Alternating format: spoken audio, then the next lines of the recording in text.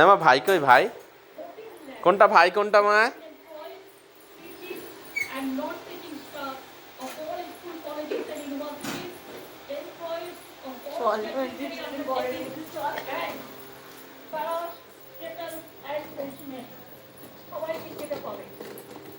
বাড়তি 4 শতাংশ মমতা বন্দ্যোপাধ্যায় সরকারি কর্মচারীরা এবার থেকে 10 শতাংশ দিয়ে পাবেন। সরাসরি চলে যাবো। আমির হোসেন রয়েছে আমাদের।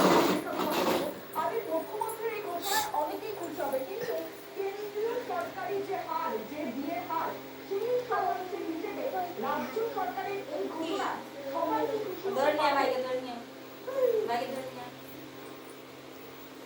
একেবারেই নয়, সবাই খুশি হতে অবশ্যই পারবে না। এবং ফারাকের অঙ্ক নিয়ে ইতিমধ্যেই রাজ্য সরকারি কর্মচারী ইউনিয়ন যারা রয়েছে তাদের একাধিক ইউনিয়নগুলোর বক্তব্য পেশ করা হচ্ছে।